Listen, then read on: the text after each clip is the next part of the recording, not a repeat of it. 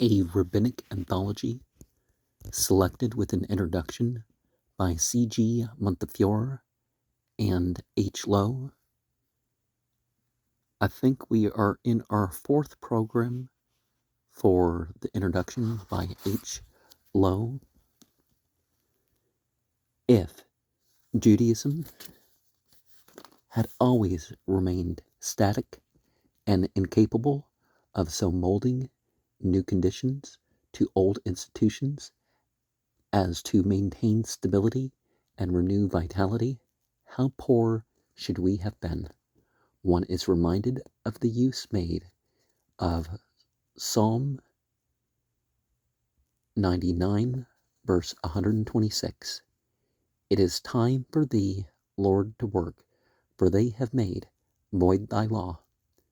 In Bearer 63a, this was used to prove that in order to revive the religious spirit, the divine name should be mentioned in salutations, although its pronunciation was prohibited. Here, to save the law is abrogated. Chapter 12, page CIII. Well, the actual commandment is not to say the name, it's not to mention God in secular context. Now, you can be the only one bringing the remembrance of God into the situation. But, the way that people swear using the name of God, are even that people use religious language to refer to secular things like inspired or revelation or that sort of stuff, often in that tone. Would the synagogue have survived the fall of the temple? Would prayers have replaced sacrifices? Were the Pharisees wrong in their fight to impose the belief in the future life? Nay, what is more important still, in their contention that this doctrine was immanent in the Torah? Was such an innovation as the ketubah, see PC below, a bad thing? And when consecrated wedlock, chuppah wa kedushin, superseded legalized cohabitation? Be'ah. Was not the advance a moral one? Was Hillel at fault when he saved Jewish economic society by his introduction of the prospal, even though by this legal fiction he really ran counter to a Deuteronomic injunction?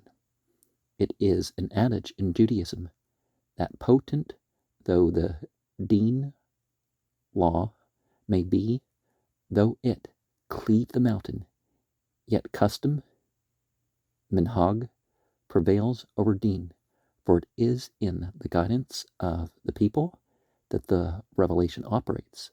Vox populi. Emphatically is vox Dei. Is there not a tremendous significance in this? Do we not here see the divine revelation manifested in the evolution of history? How is it that, if we take long views, we notice that the good minhag has prevailed and the bad minhag has disappeared? Vox populi might so easily be vox diaboli. It is true that, as Schechter pointed out, the 613 commandments are, for all practical purposes, now reduced to about 100. Studies, Volume 1, page 302, 525, and 538. A number of programs later, right? If we exclude those unnoticed prohibitions, which we take in our stride, murder, adultery, etc., and those commands which are specifically connected with Palestine, yet we cannot fail to observe, and as Orthodox Jews, to deplore how much of value has been dropped by our liberal brothers or rather, one should say, by some of them, because if they're truly liberal, you don't know which religious and family values they're going to disbelieve or disobey. The use of Hebrew in the liturgy has been reduced, often to a minimum. What has happened to Sabbath observance and the dietary laws? Does daily prayer, does thanksgiving for food, and for countless divine benefits remain? But if we look within the Orthodox fold, are not similar symptoms visible? True, these are the shortcomings of individuals whose adherence to orthodoxy is but technical. The regulations and conduct of Orthodox congregations remain orthodox, but corporately, orthodoxy has its faults too. It tends to be content, not infrequently, with superficial conformity. It too often tolerates prayers in an unknown tongue, ceremonies that are unexplained, and because unexplained, devoid of reality. Well, they should give a sermon and, have prayer books for those who don't have the prayers memorized and all that, especially the way they do it. Now, if they were shorter prayers, that wouldn't quite be the issue, but, some of the prayer services are quite long. It is slack in some cases in bringing devotion into the synagogue, in making worshipers familiar with the Hebrew language, in making the reason for time-honored rites understood by those who carry them out. But the faults of liberalism are in the opposite direction. It drops valuable elements unnecessarily. It transfers to the synagogue official acts which should belong to the home.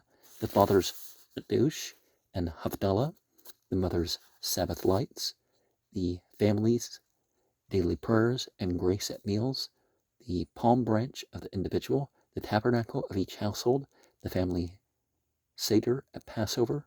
All these beautiful rites are carried out by the congregational leader alone. What should be a real act by the individual becomes a vicarious symbol. Again, just don't, sit there for a prayer service, follow along in your mind, and whether you know it or not.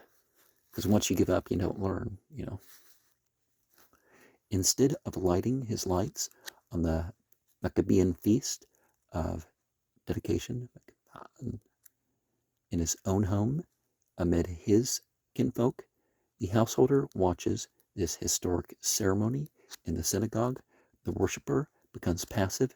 His personal function is gone. He listens while prayers are read. He comes to service to attend, not to take part, nor to contribute. But he does come. Now, all these liberal tendencies can be regarded in either of two ways. The old metaphor of the label can easily be resumed. Let us take an example. Orthodox Jews observe the first and second days of Tishrei as the new year. They blow the shofar, ram's horn, on both the days, unless one of them falls on the Sabbath. That is universal Orthodox custom. Individuals there are who keep only one day, or none at all. This is a private affair with which we are not concerned. There is quite a number, unfortunately, of such individuals who are nominally associated with Orthodox synagogues, as we must regretfully admit, in spite of the numerous overflow services arranged for this festival.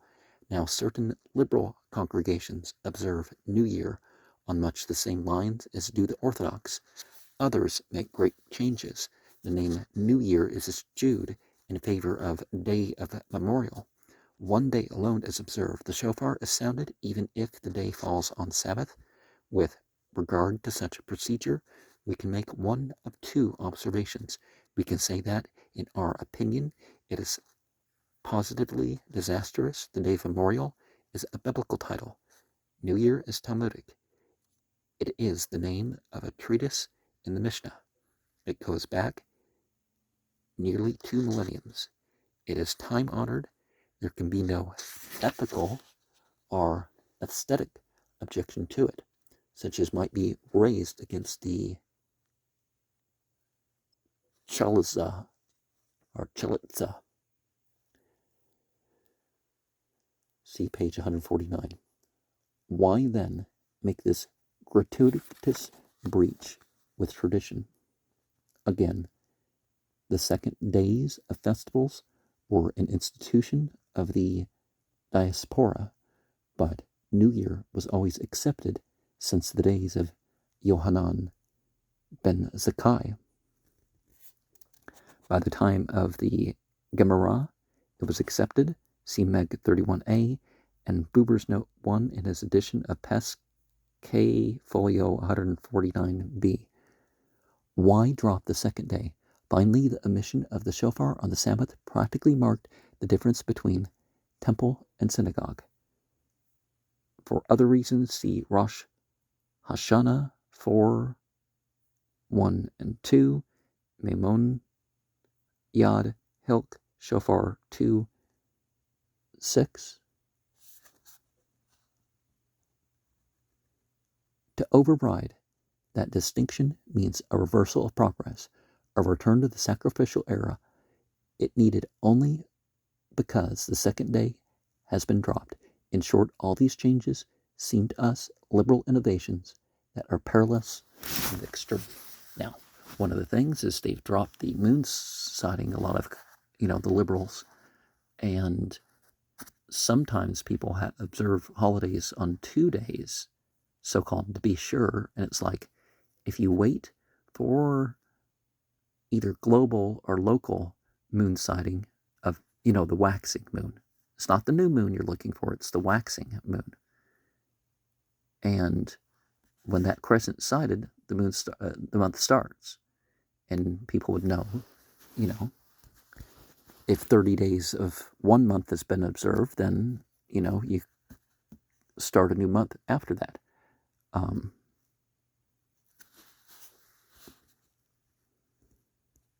This verdict belongs to the label category. If we use it to belittle liberals rather than to strengthen ourselves,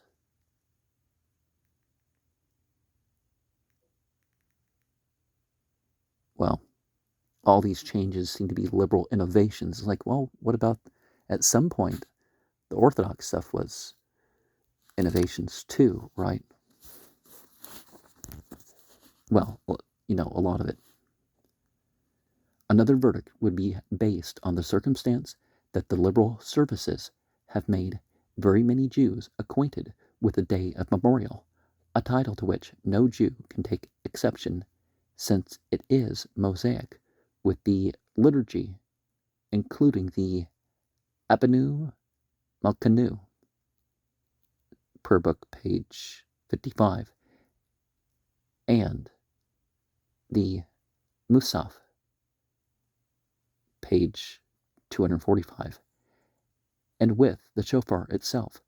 But for the liberal services to all these absentee Jews, these things would have remained unknown, and since Yohanan ben Zakkai ordained that the shofar should be sounded on Sabbath, Rosh Hashanah 29b, as a public sign that the synagogue replaced the temple, the liberal practice has orthodox precedent.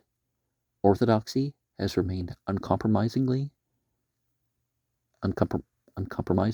It has lifted no finger to help the drifters, and if it be urged that what liberalism has given them is but trivial, and this is but an ipse dixit, surely even a trivial gift is better than none at all. It is better to say the Abenu Malkanu in English than to omit it altogether. One day is better than none. Here, then, we can appraise the purpose of labels. Labels are for our own convenience. They tell us where to go.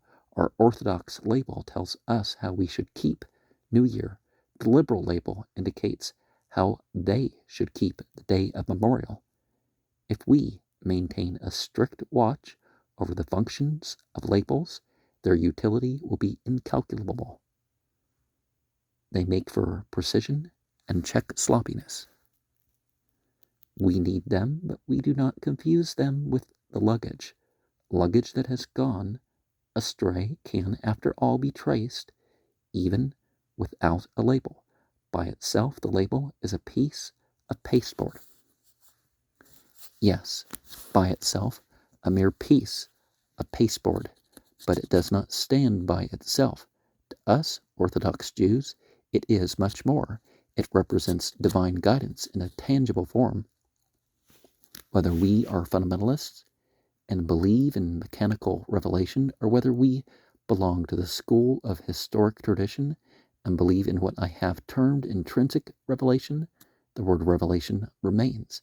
Therefore, the method by which we observe Tishre, 1 Bekol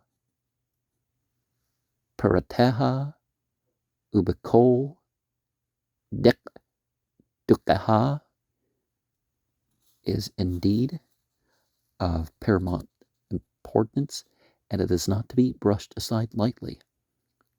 True, but do not our liberal brothers make precisely the same claim? No doubt it may be said in reply, but their claim is subjective, whereas ours is not. That is the stock fundamentalist argument, and no more need be said about it. If, however, we take a line more in accordance with genuine Jewish tradition, we shall allow to both sides the right to invest the label in something higher with the mere convenience value. We shall speak of the differences in terms of strictness of observance. Here we are on familiar ground. Here we have a case of halakhic interpretation, and here we can fall back on safe and unambiguous examples, ready to hand for us to follow. The rule is clear. Rabbi Meir used to say, if I have ruled for others leniently, for myself I decide with stringency. 1330. Later in this book, right?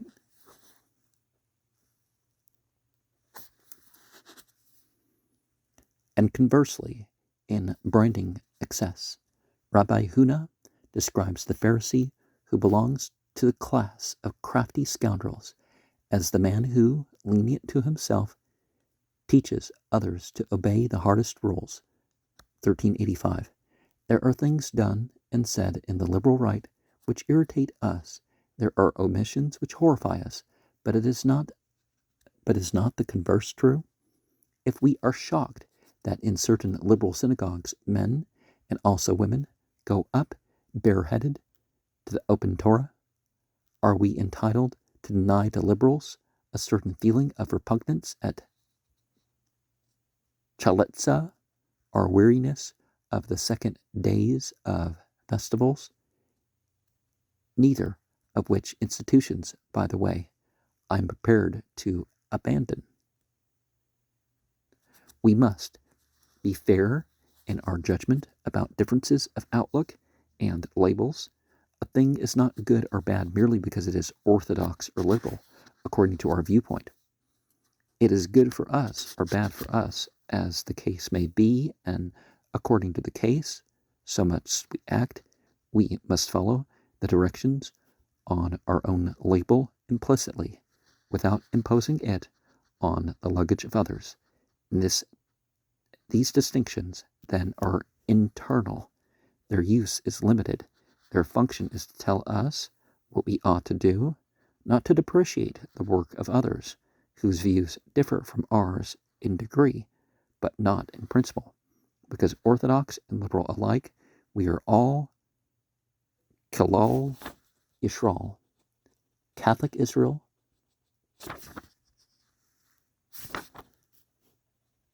Jews, can discuss the most sacred and the most tremendous issues, sometimes in agreement, sometimes in disagreement, but always conscious of the principle of Catholic Judaism. Each speaks of the other as Achenu Beit Yisrael, our brothers of the house of Israel. It is upon such a basis that this anthology was possible. One of my friends, to whose criticism I attach particular significance, says, I cannot help feeling that there is more than a difference of degree between progressive, orthodox, and liberal Judaism. Surely one represents a normal development. The other is a definite breakaway and restatement. To this I would reply that in some cases it is true, but that extremes are not typical, and it is principles that matter, and the fact that in some cases principles have been pushed to too great lengths is not a relevant argument. Between normal orthodoxy and normal liberalism, I see but a difference of degree, for they have a common foundation, a common past, and a common future. On the other hand, between any sort of Judaism and nationalism, I see an immense difference, a cleavage which can never be repaired. I am not speaking now of the question of Palestine, but of the so-called national idea, which maintains that a Jew is a Jew by blood, whether he believes in God or not.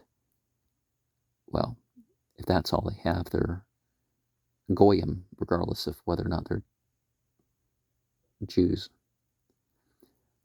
Whether he has adopted the Christian faith or not, that it is impossible for a Gentile to become proselyte. Well, if they repent from turning their back on God, they stop being an atheist, or they start following God, or whichever word you're looking at, right? Because Gentile is more than one word.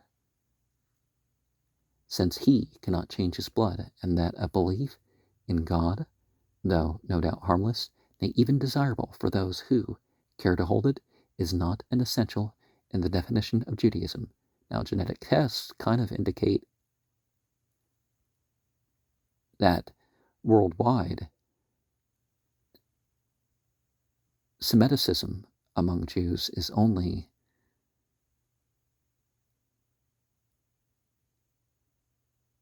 in less than 5%. Some as high as closer to 10%, still under 10%, but, the Semitic ancestry, and it's like, you can tell they don't look Arab, because Arabs are technically Semites, so you look for northern Semitic ancestry in particular. Again, the Palestinians, sure. Again, we must beware of labels. Many Jews call themselves Zionists merely because they wish to further Palestinian development. So they are like Hamas. Or because, being lax in their religious observances, they desire some other link to bind them to their fellow Jews. Here in each case, we have confused issues. One, the question of Palestine has nothing to do with nationalism. Two, well, did for the founders of Zionism.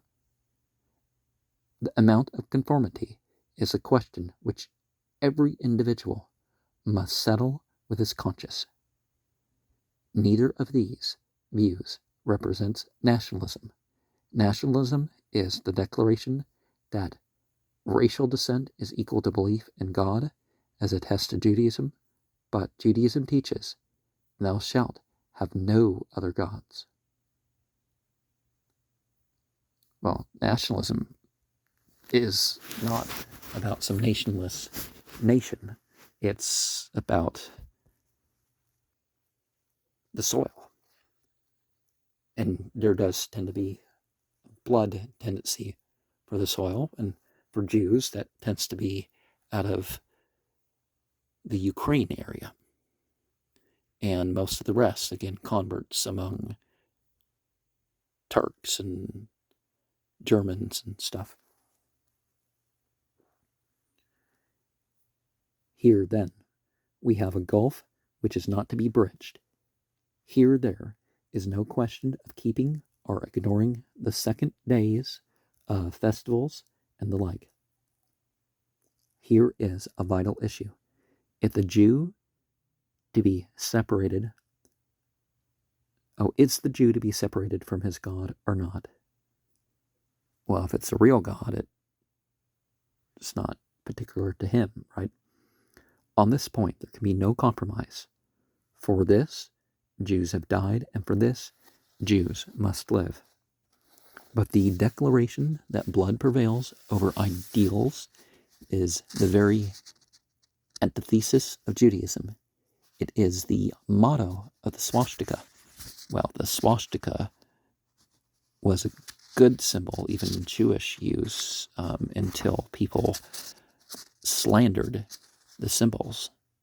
It's like, well, just because the one group used it didn't mean it changed forever. It remained a symbol of progress and good, which is part of the reason why people should be suspicious of the term progressive, right? Because at the very least it goes too far. After this preliminary sketch, a few points may now be considered in detail. It is not my present purpose to deal with technical matters. Liturgical, textual, archaeological, and historical questions are outside the scope of this introduction, since they are outside the scope of the book itself. When such information is necessary, for example, to render the meaning of an extract clear to the general reader, it has already been given either in conjunction with the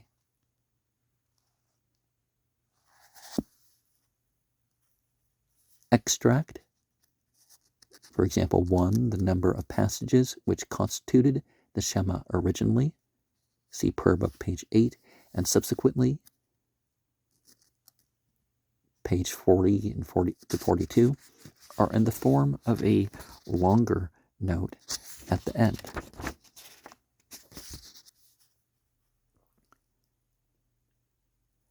When further discussion is needed, for example, 1 in my note 1 on page 641, here I am concerned with cases where I consider qualifying clauses necessary, where I feel that perhaps a softer adjective would be more appropriate than Mr. Montefiore's, or where a somewhat different verdict may be conjoined to his.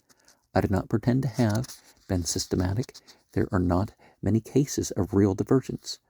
A continuous Box and Cox treatment would be wearisome, intolerable, and one cannot expect that readers will agree about the places where comment is added.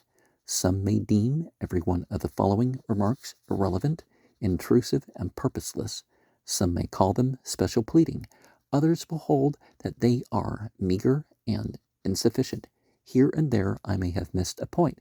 Here and there a subject comes up twice, and when I have interpolated a caveat once, I may not have repeated it elsewhere. I would stress the importance of the general principles which I have already outlined.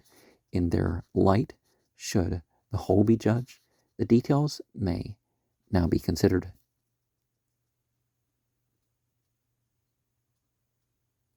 Seriatim. Should have paused. 1. Progress, as has already been mentioned. The idea of progress is fundamental in Judaism. The conception of a Messiah would be impossible without it. It follows that there are occasions when we must agree with Elijah that we are better than our fathers. There is a notable ambiguity in Psalm 45:17 according to our way of rendering the Hebrew preposition touch it. We can follow the AV, which has, instead of thy fathers shall be thy children, or with the equal justification we can say, below thy fathers shall thy children be. the continuation that we are to regard them as exemplars, literally princes, in the land, will refer either to the men of old or to the men of today, in accordance with the version which we adopt, and sometimes we must adopt the one, sometimes the other, but unless we deny progress, we must be prepared to pay the price of it, that is, to jettison some of our inheritance. Only the degree to which we allow this operation needs careful supervision. It is so easy to cast cargo overboard. It is so hard to bring it back. We are not bound by the utterance of every single rabbi who is mentioned in the Talmud. The Christian theologian feels a moral obligation to justify every saying and action of Jesus because, in some sense, at all events, he regards Jesus as divine, and the divine cannot be fallible. Well, God also wouldn't send a prophet that was going to give their own doctrine. And if it wasn't Jesus' doctrine, according to the Bible, having Jesus speak, hence the frequent attempts to separate the humanity of Jesus from his divinity. But since even Moses had his shortcomings, which Scripture does not conceal, we may readily admit the possibility that a rabbi has erred. There is a great difference between the authority which Christians ascribe to the Gospels and that which Jews assign to rabbinic literature. Nachmanides, in 1263, did not hesitate to proclaim that a Jew was at liberty to reject Haggadic interpretations, though naturally he allowed to Haggadah great ethical value. But this means that no individual rabbi possesses papal infallibility.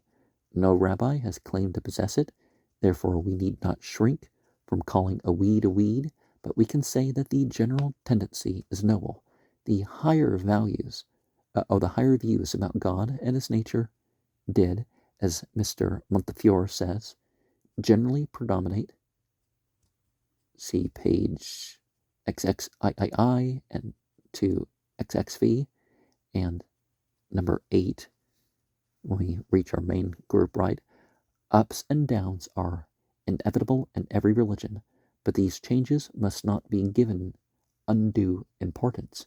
What is important is which element had the greater influence. This question must be associated with another. Mr. Montefiore frequently calls attention to the difference in Old Testament levels. The question, therefore, is how far are these levels different, and what use of the differences did the rabbis make? I do not think that between us and the rabbis there is as great a difference as Mr. Montefiore sometimes suggests. 148, 1500, and 1532, we too often make the mistake of regarding the Bible as solely a repository of ethics. Well, the revelation and the inspiration within it would be more moral than ethical. Of course, it was revelation for a time that wasn't international, but the rabbis realized that it was, in addition, a history book, according to many other things. The scriptures recall the faults of Israel's heroes, and the rabbis would not palliate their faults, but they did strain every nerve to reduce the number of faults to the inevitable minimum. If they could clear a hero, so much the better, even if the case for acquittal seems to us rather thin. The part of the devil's advocate they reversed.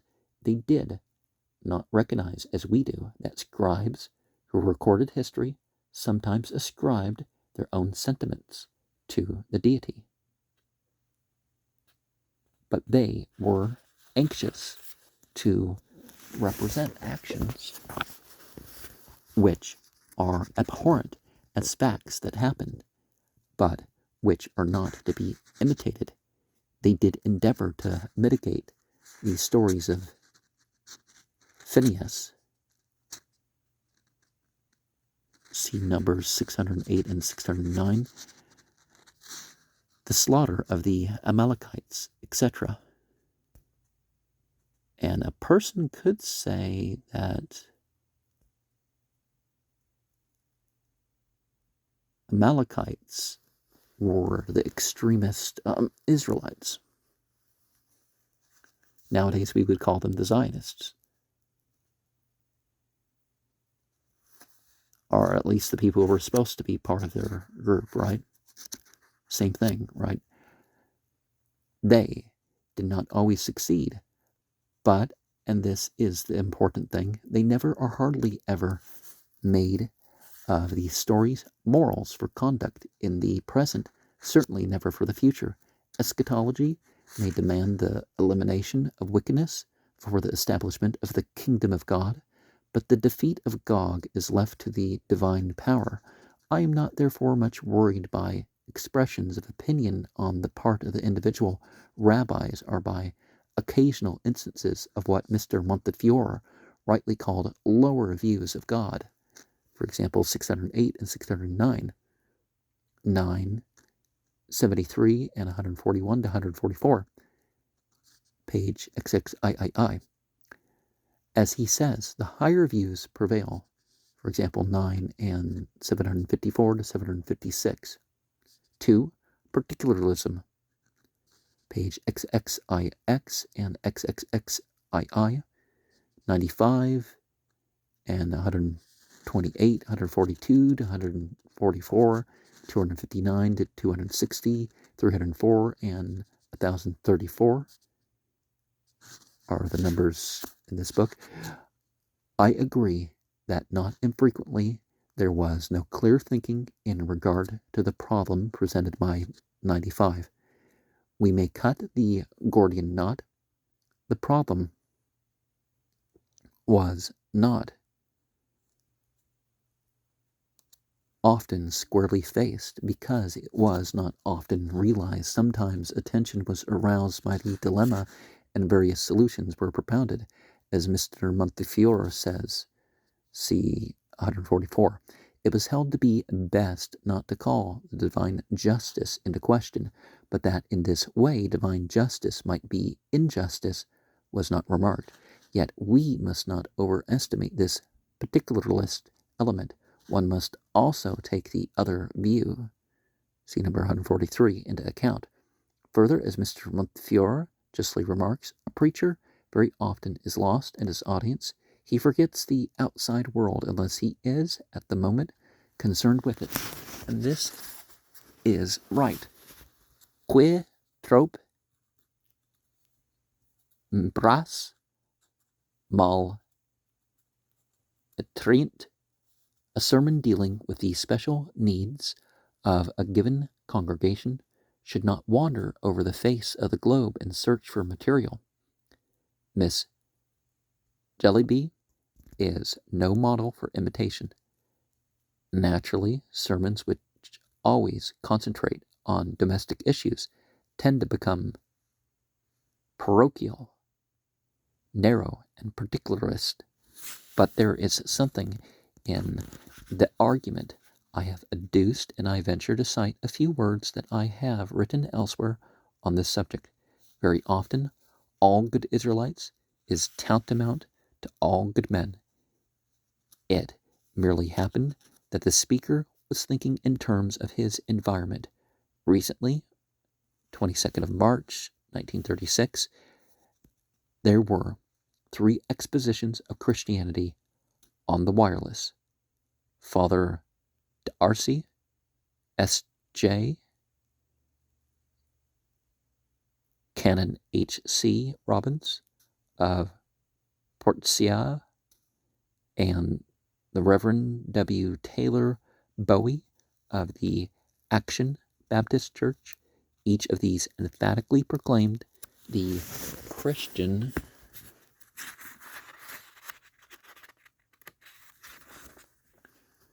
morality to be the only one, generally proving his case by quotations from the Old Testament.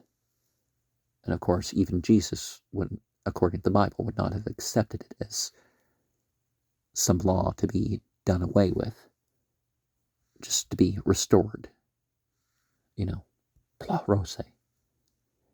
As I listened to these eloquent and devout preachers, I did not feel estranged by their narrowness, for that was but seeming and superficial. I pictured them in their pulpits, addressing packed congregations of their own co-religionists, oblivious of any stray Muslim or Jews whom their voices might reach, and I both understood and admired them. I asked for similar consideration for similar Pharisaic utterances. Duties in Christianity, Volume 1, page 154. Again, in the liturgy, practical steps were taken to prevent portions of Scripture which might give rise to particularist interpretation from being so interpreted. 142 is our example. As regards 259, I need not add to the note which I have written to see 260. We must not take 304 by itself. The parallels in 214, 215, and 906 must be considered with it, since they complete the picture. In 215, we see that at least one motive is to impress upon Israel the duty of walking in God's statutes, for then God will give rain to Israel, and in consequence, the Gentiles will also benefit. We can see from the conclusion of 215 that the Gentiles here referred to are both sinful and persecutors. Hence, if it were not for Israel, who do God's will, they would have no rain. With the eudaimonism of the argument, we are not here dealing. The point is that the rain passage in 304 is not necessarily particularist, especially if we take the pro-Gentile sentiments of 214 into account. And in all three extracts, Joshua B. Levy is concerned. Is it Ben or Bar? Because sometimes it's one or the other. Nor must we take 304 literally. It is hyperbole, see below, page CI, and rabbinic hyperbole corresponds to paradox in the gospel. Neither is meant to be pressed. Did Jesus mean that his disciples alone were, in all circumstances, the salt of the earth?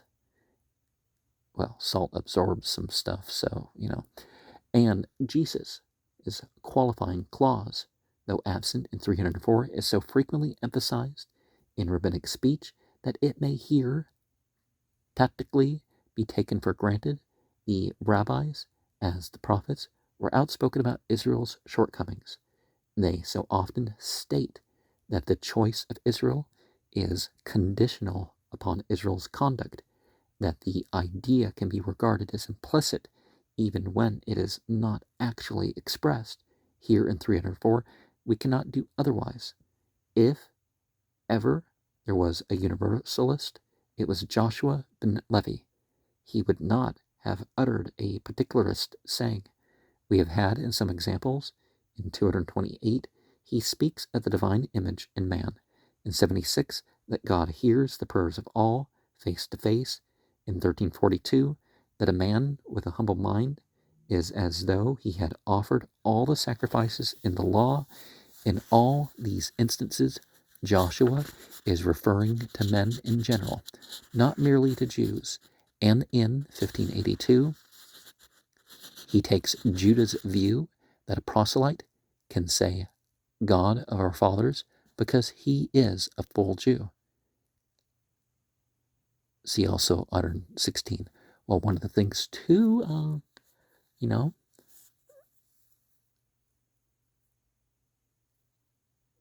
it would be the God of everybody's fathers. But especially if we look at the Aramaic, the term is broader than father. Those who are our centers. So in a spiritual sense, it could be people who aren't of our family. Those who are our providers. Because Abinu, there's some difference in meaning in Hebrew and Aramaic.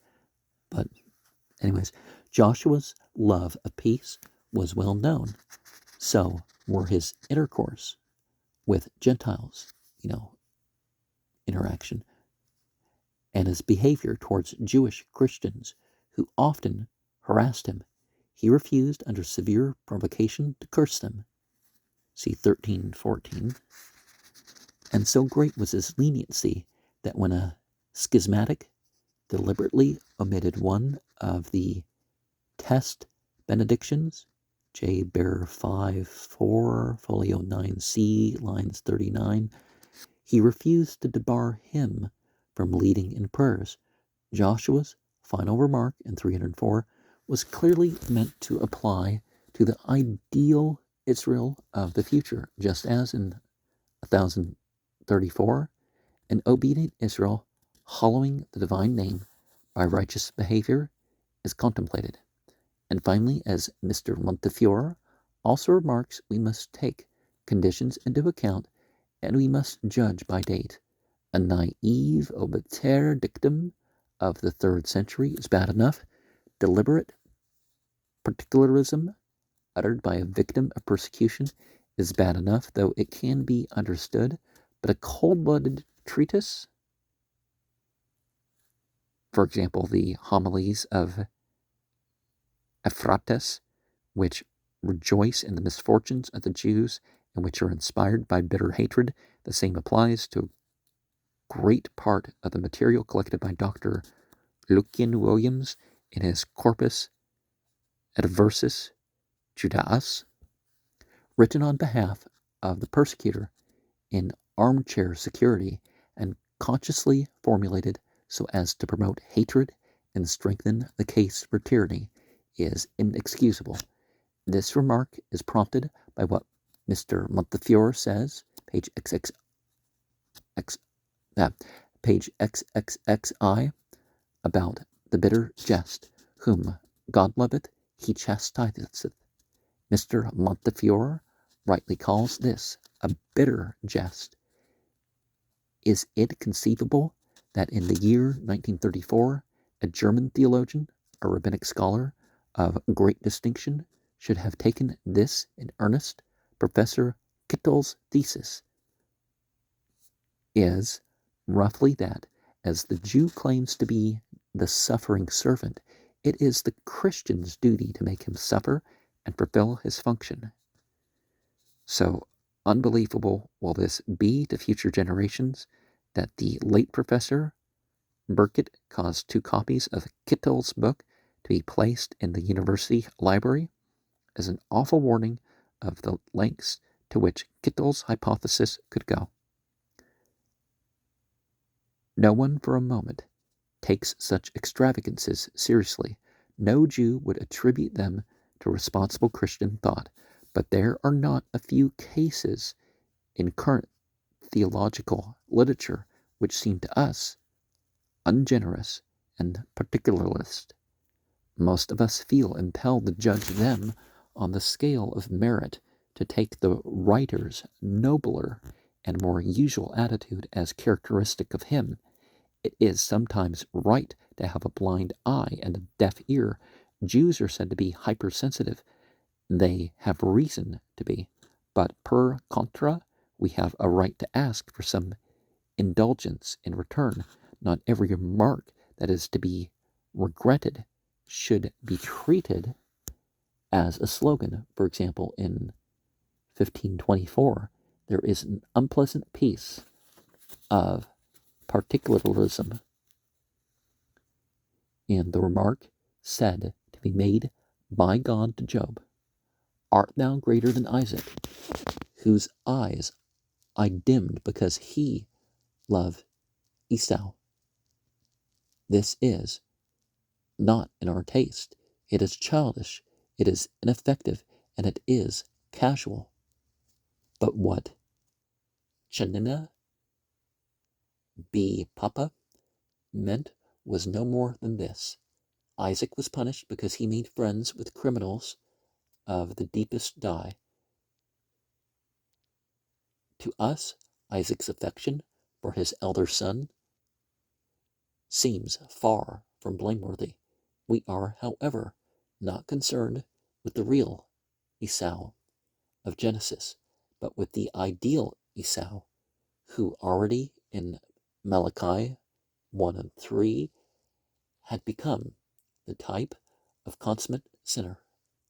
Chanina conceived of Isaac as weak, indulgent, and deficient in moral scruples by accepting gifts from the wicked. Whether his estimate of the patriarch was correct or does not was correct or not does not matter. What does matter is that his remark in such circumstances was not particularistic.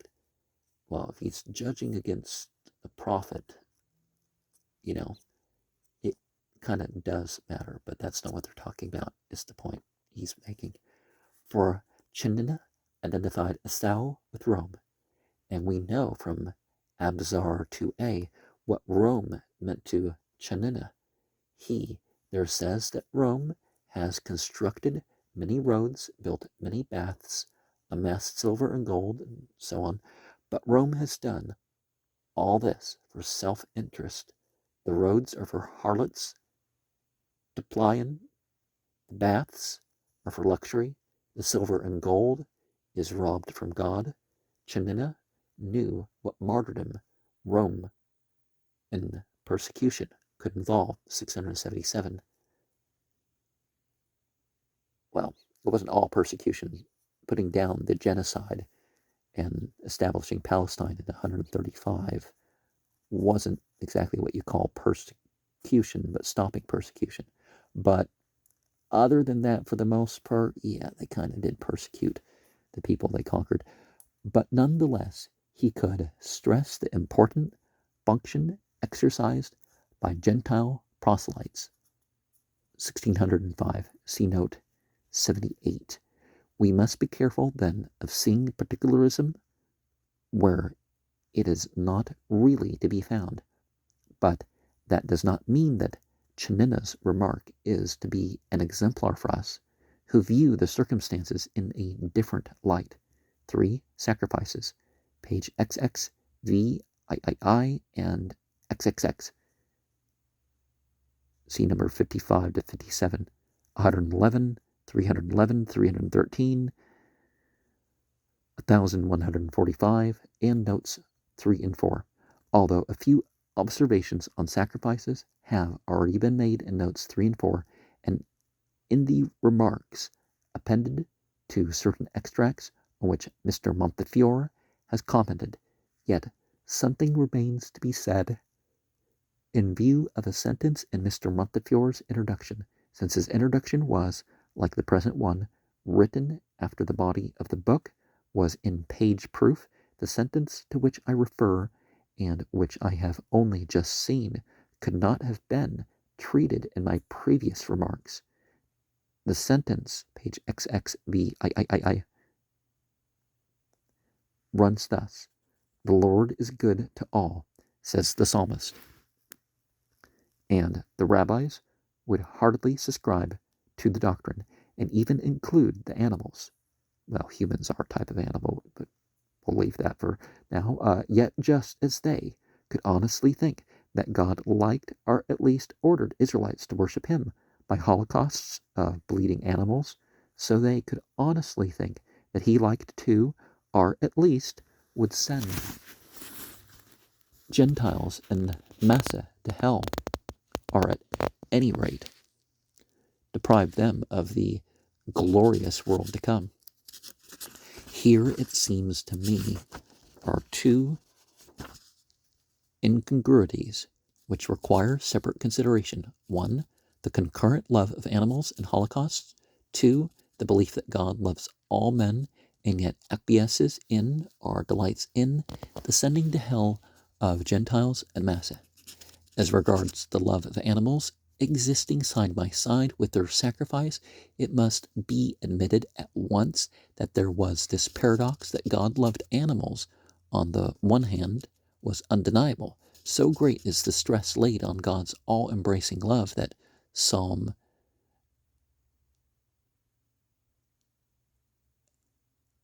145, which contains this doctrine, is regarded as of paramount importance, and yet this very psalm contains also the paradox. Verse 9 says that God is good to all, and his love extends over all that he has made, including the animal kingdom. And verses 15 and 16 declare that God opens his hand and satisfies every living thing by providing its food at the due time. Verse 16 is called the Ekar, or Meptaach Shel Parnasa, and the root are key of sustenance. It is quoted in the grace before meals by Christians and in the grace after meals by Jews, for it refers to food, God's gift, and food implies animal food. Thus, in a way, the verses contradict each other. God loves all his works, yet he gives some of them to be eaten by others, and sacrifices are but another form of food.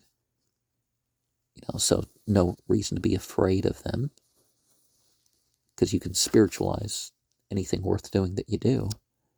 For, as I have already written, the institution of the abattoir has had enormous influence on our conception of what is and what is not suitable to be an offering to God. So profound is the teaching of the psalm that it became a model of the imitatio Dei. It was held that he who recited it devoutly thrice daily would be assured of the world to come. See bearer 4b and Abraham's page XXXVI. Because of these verses, the psalm would so mold a man's character that he would become a saint.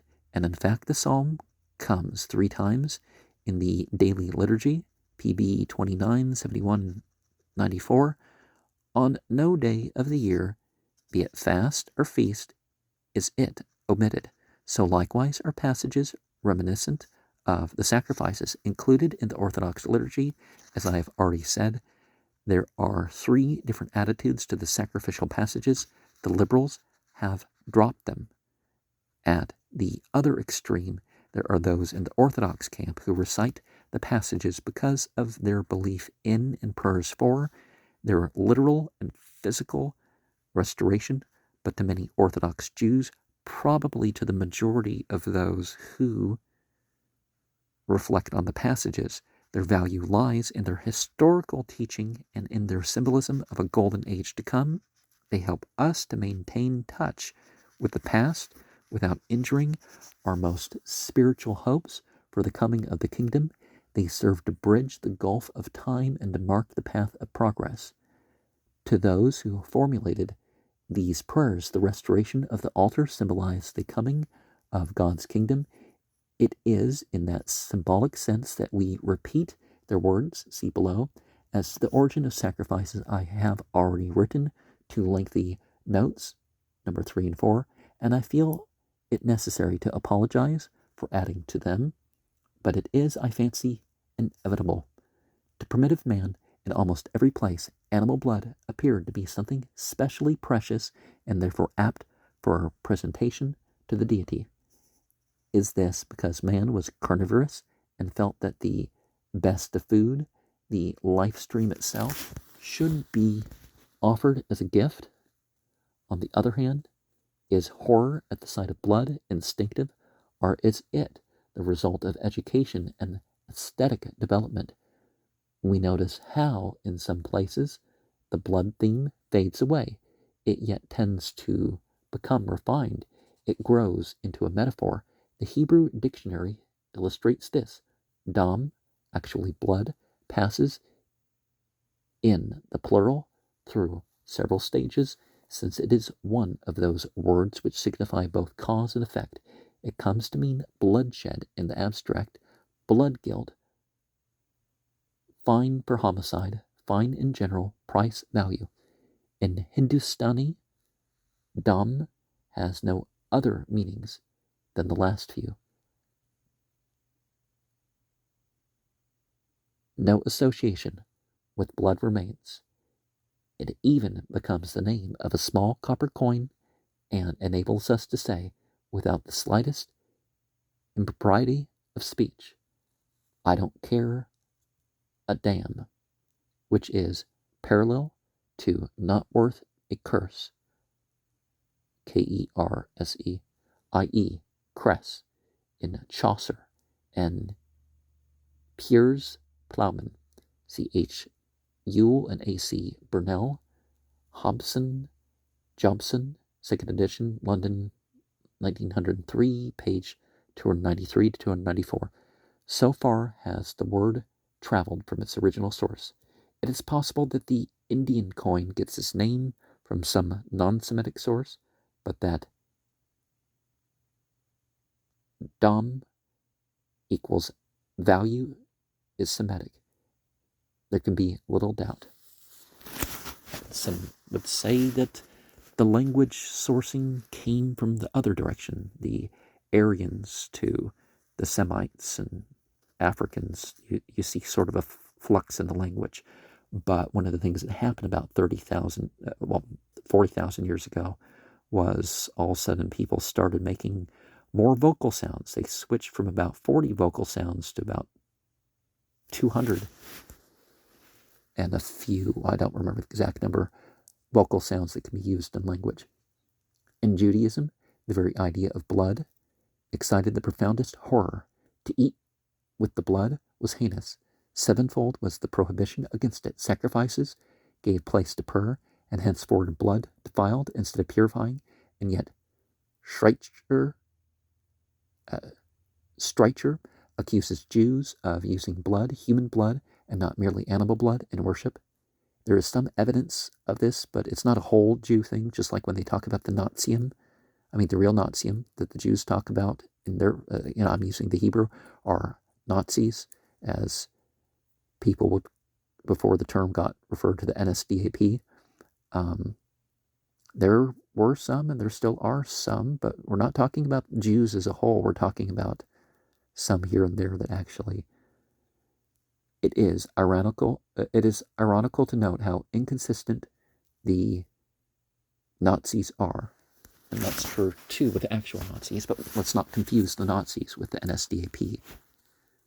Hitler was actually opposed to the Nazis, although he was financed by them. He did have to work with some of them, and he went after some of the wrong ones. On the one hand, human sacrifice is attributed to Jews and therefore bad. On the other, jumping through the fire and other pagan, not an appropriate term to use for people of other religions either, or Moloch rites, reminiscent of living human victims, are Scandinavian or Aryan, and therefore good. Hence, they are revived and fostered. Well, that's not how we should consider good and bad just because of some blood and soil or ethnic, or however you're going to term it, categorization. Again, Streicher imagines that to Jews, blood is the holiest of holies, since it must be bad. Hitler, however, places blood above ideals and declares it to be the only force that has reality, therefore good. Well, we are products of blood and soil. We can't deny that. Unless there's something wrong with us, But it's how we use it, right? Some people will have less opportunity and go further with it.